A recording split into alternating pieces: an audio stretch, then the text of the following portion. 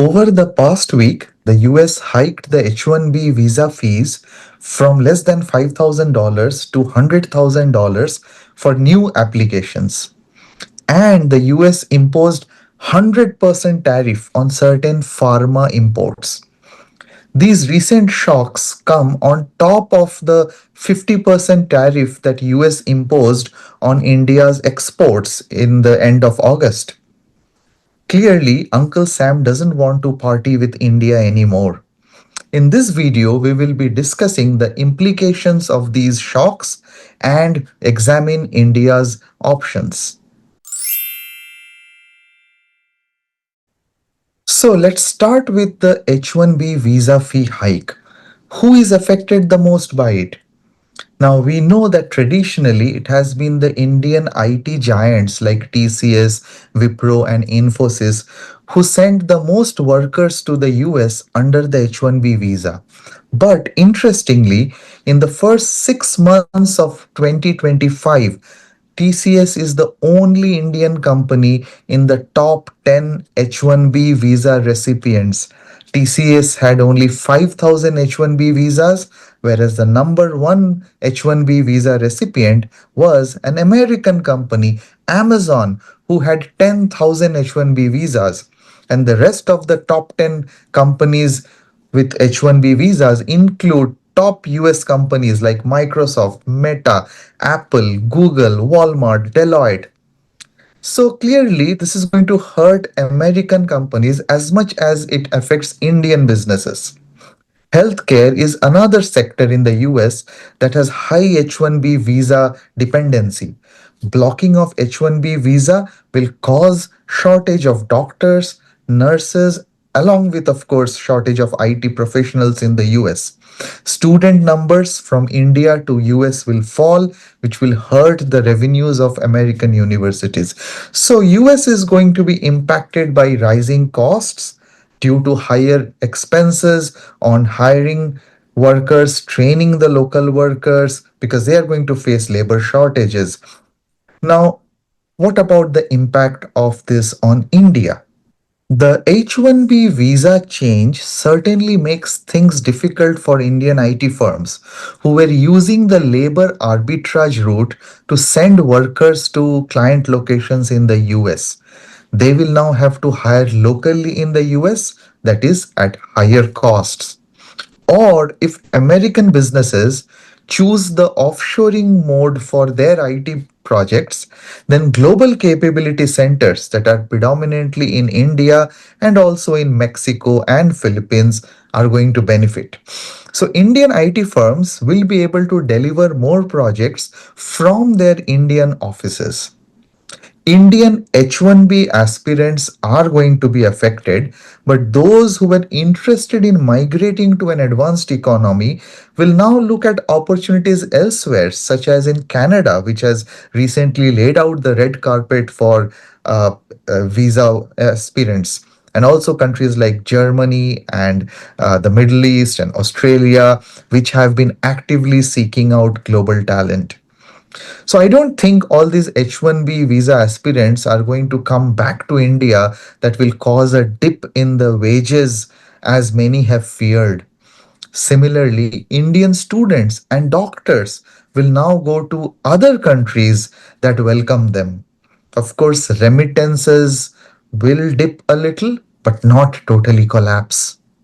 Now, let us look at the tariff impact. The 100% tariff on pharma does not affect India as much because it exempts generic medicines that form the bulk of India's pharma exports. Certainly, the 50% tariff on other Indian exports that was announced in late August is a big hit for India's export sector, as the US is India's number one exports destination. But here's the other side. Global companies who are diversifying away from China to de risk their supply chains might continue to come to India and invest in India. This is India's China plus one moment. To give you a couple of examples, Apple is assembling iPhones in Tamil Nadu. Samsung is making display panels mobile phones and laptops in Noida, and there are many other such companies. The PLI scheme, the Production Linked Incentive Scheme, has helped to attract some of these investments. So there's a scope of scaling up the PLI scheme and simplifying the regulatory environment for business in India to make it easier to start, to scale, and even close down. If ever there was a time when we needed reforms 2.0, that time is now. Well, India cannot reclaim the US market till the tariff rates are reduced, if and when a trade deal is agreed on. But we cannot wait for that to happen. We need to explore markets in the rest of the world: UK, Europe, Far East, or even Africa. Even if the high US tariffs continue on Indian exports, Europe, Japan, and other countries will still be open to trade with India without such stiff tariffs or trade barriers. We have signed free trade agreement with the UK. We need to now sign free trade agreements with Europe, with Australia, and integrate more closely with ASEAN. Of course, this is only one of many things that we can do to attract foreign businesses to invest in India. You see, tariffs alone do not determine whether a business will move to India or not. The decision to invest in India would be a part of a broader cost benefit analysis that businesses would take. Companies might be attracted to India because of its inherent strengths. For example, India's proximity to fast growing Asian markets like the ASEAN economies or even Africa, which have low trade barriers.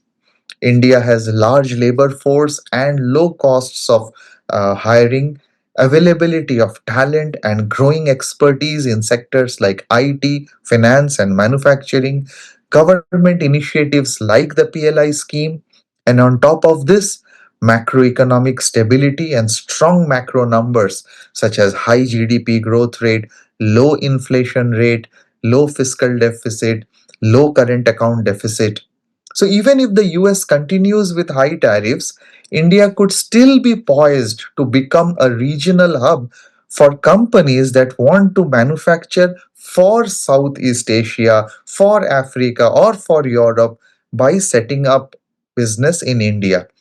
So India's strengths can still make it a favorable destination for global companies looking to diversify and de-risk their supply chains. So, what can India do in these circumstances?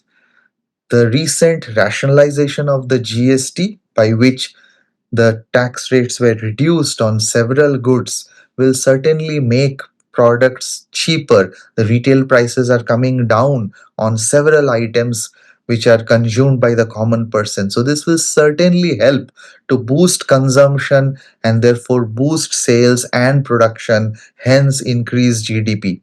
But much more is needed than the GST rationalization. I feel we need a multi pronged strategy. Let me suggest seven things that we can immediately do. First, unleash reforms to improve the business environment by reducing regulatory burden, particularly on small businesses and startups. Second, build more infrastructure, especially special economic zones, export promotion zones, and ports and associated infrastructure.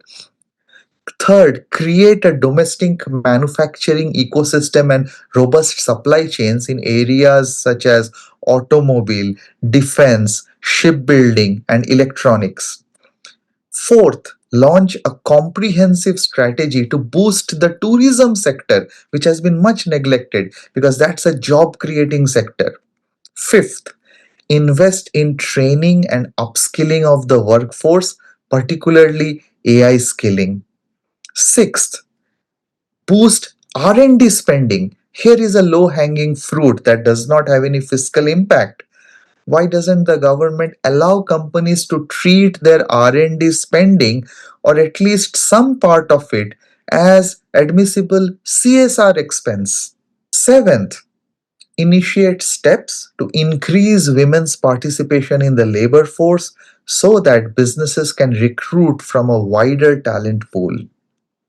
And of course, as I have already said before, sign more free trade agreements with the rest of the world to reduce our dependency on the US. These were my views of what India can do to negotiate this uncertain global environment.